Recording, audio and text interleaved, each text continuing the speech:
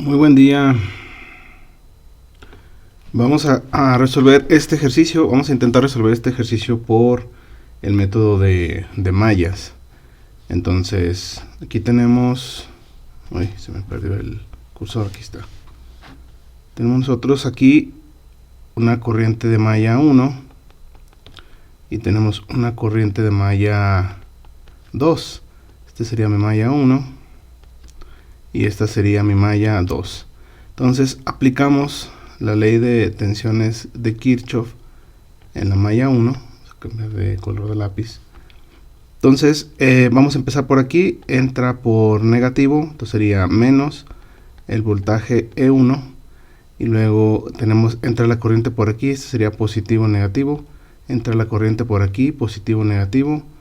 Baja la corriente por acá y luego ya le da vuelta la corriente para acá. Entonces sería menos E1 más el voltaje en la resistencia 1 más el voltaje en la resistencia 2,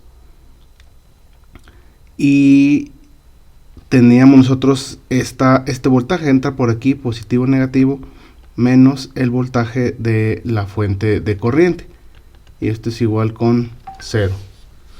Entonces aquí ya tenemos nosotros el primer conflicto. ¿Por qué? Porque si nosotros pasamos esta información para acá en términos de las corrientes de malla, entonces tendríamos que la corriente 1 por la resistencia 1 es el voltaje de R1, más la corriente de malla 1 por la resistencia 2 es igual al voltaje de la fuente más el voltaje de la fuente de corriente. Pero nosotros solo tenemos la corriente que tiene esta fuente, no tenemos el voltaje. Entonces, bueno, ahí nos queda una incógnita. Si aplicamos la ley de tensiones de Kirchhoff, ahora en la malla 2, entonces vamos a empezar de acá abajo. Entra por positivo, voltaje positivo de la fuente de corriente 1, y luego da la vuelta a la corriente para acá. Este es positivo negativo, da vuelta para acá y da vuelta para acá la corriente de malla 2. Entonces sería el voltaje de la fuente de corriente más el voltaje en la resistencia 3 menos el voltaje de la fuente 2, y eso es igual con 0. Entonces, si dejamos todo esto en términos de la corriente de malla 2, tenemos nosotros que la corriente de malla 2 por la resistencia 3 es igual al voltaje de la fuente 2, de fuente de voltaje 2, menos el voltaje de la fuente de corriente. Y pues esto no nos sirve. Tenemos nosotros tres incógnitas, que son la corriente 1, corriente 2 y el voltaje de la fuente. Necesitaremos nosotros una ecuación más que asocie esas tres variables para encontrar el resultado. Entonces, aquí lo que vamos a hacer nosotros es aplicar lo que se le llama la corriente de supermalla. Dice, de vez en cuando en una red, a ver, déjenme lo hago más grande. Dice, de vez en cuando una red contendrá fuentes de corriente sin resistencia en paralelo. Esto elimina la posibilidad de convertir la fuente en una fuente de voltaje como requiere el procedimiento dado. En esos casos se cuenta con la opción de dos métodos. El más sencillo y más directo es colocar un resistor en paralelo con la fuente de corriente de valor mucho más alto que la otra resistencia de la red. Por ejemplo, si la mayoría de los resistores de la red están en un intervalo de 1 a 10 ohm, se elige un resistor de 100 ohm o mayor para poder hacer la conversión. Sin embargo, si se utiliza una resistencia de 1000 ohms o mayor, la precisión de la respuesta se incrementaría. No obstante, nunca se obtendría una respuesta exacta porque el elemento introducido modifica la red. Sin embargo, en la mayoría de las aplicaciones, la respuesta será suficientemente precisa. La otra opción es utilizar el método de supermalla, descrito en los siguientes pasos. Aunque el método de solución sea exacta, requiere algo de práctica para dominarlo. El procedimiento es el siguiente. ¿Dónde me quedé? El procedimiento es el siguiente. Es que ¿qué está pasando? Es que está arriba el cursor. Ahora sí está acá abajo. El procedimiento es no se quiere bajar.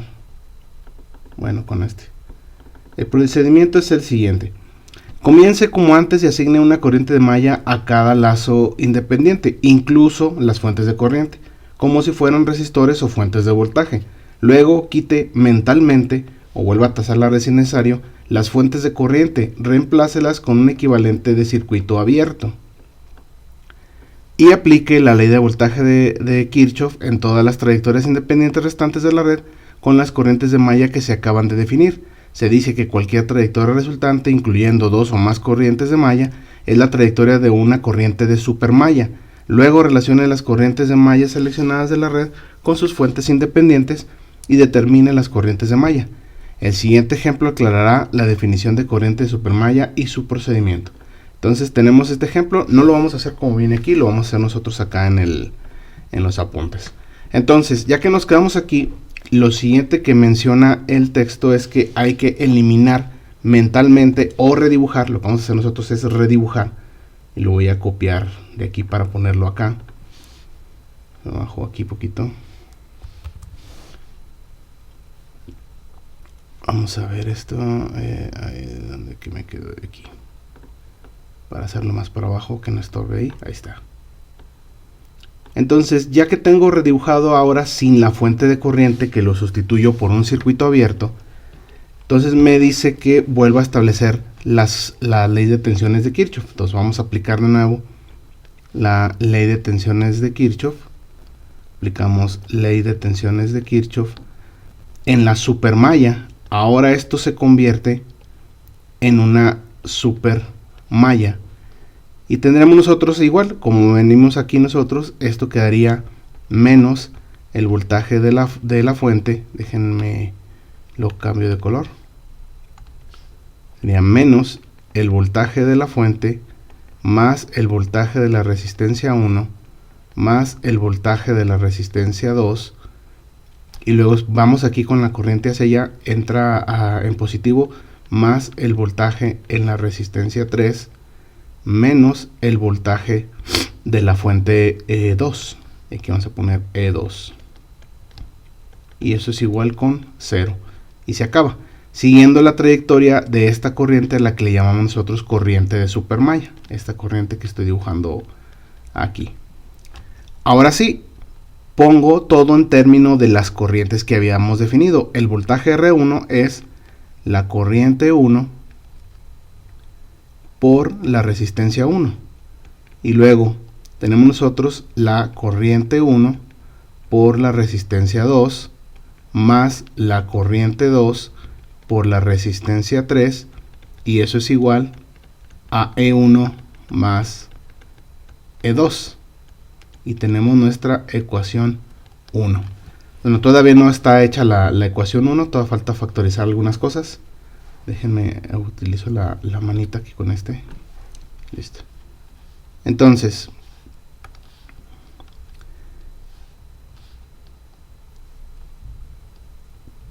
factorizamos la corriente 1, quedaría R1 más R2, luego más I2 por R3 igual a E1 más E2. Entonces vamos a ver cuánto es E1 más E2. Sería 20 más 12 igual a 32. Oh. Es que este no es como el whiteboard, que el mouse siempre se queda con la manita puesta y el lápiz para dibujar. Entonces tengo que cambiarlo aquí cada vez. Entonces sería 20 más 12 son 32. Ahorita sustituimos cuánto vale R1, R2 y R3. Y esta sería mi ecuación 1. Pero yo todavía no puedo resolver esto porque necesito una ecuación adicional. Para ello regresamos al circuito original. Y observamos que esta corriente que va hacia abajo de 4 amperes está formada por la corriente 1 y por la corriente 2, que era lo que hacemos en el método de mallas tradicional. Nosotros en un elemento, por ejemplo, un elemento que estaba entre dos mallas, nosotros decíamos si baja una corriente y sube una corriente, entonces la corriente total que pasaba por ahí era igual, por ejemplo, en este caso, la corriente 1 menos la corriente 2. O si la corriente 2 era mayor que la corriente 1, entonces mi corriente total era mi corriente 2 menos la corriente 1, pero con una dirección hacia arriba y aquí con una dirección hacia abajo. Es decir que si la corriente 1 es mayor, pues entonces la corriente total tiene el mismo sentido de la corriente más grande. En este caso, nosotros vamos a escribir la ecuación como nosotros querramos, pero sería así: la corriente total de 4 amperes va a ser igual a la corriente 1 menos la corriente 2. Así lo vamos a definir. Y esta es mi segunda ecuación. Entonces tengo I1 menos I2 igual a 4. Déjenme voy acá abajo para poner esa otra ecuación. La vamos a poner aquí. Quedaría I1 menos I2 igual con 4. Y esta sí sería mi ecuación 2. Entonces ya tengo yo un sistema de ecuaciones en el que tengo R1 más R2. Vamos a ver cuánto vale R1 más R2. Son 6 más 4 son 10. Ponemos aquí. R1 más R2 son 10 ohms. Ponemos 10 ohms. Y aquí ponemos 1. R3, no me alcancé a fijar cuánto valía R3. Es 2 ohms. Ponemos aquí. R3 igual a 2 ohms. Abajo ponemos menos 1. Y aquí sería 32. Y aquí 4. Y resolvemos con Gauss-Jordan para ver cuánto vale la corriente de malla 1 y la corriente de malla 2. Vamos a utilizar el Octave para resolver esto. Vamos a abrir rápidamente el Octave. Me regreso aquí en lo que se abre. Entonces vamos a buscar un ejercicio más. Ahí está en lo que se carga. Bueno, ya se cargó. Entonces vamos a poner aquí la matriz para resolverla rápido con el Octave. Me quedaría más que dónde están los corchetes, que en este teclado no sé dónde están. Bueno, ahí está uno, ahí está el otro. Ok, entonces sería con este. Ponemos 10 espacio 2 espacio 32, luego punto y coma, 1 menos 1, 4 y cerramos. Y eso lo asociamos a la matriz A. Fase error, ¿qué pasó? Puse un carácter que no era.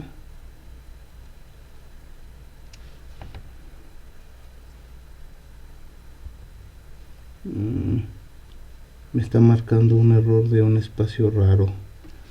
A ver, vamos a escribirlo otra vez. Es 10, 2, 32, punto y coma, 1 menos 1, espacio 4, cerramos.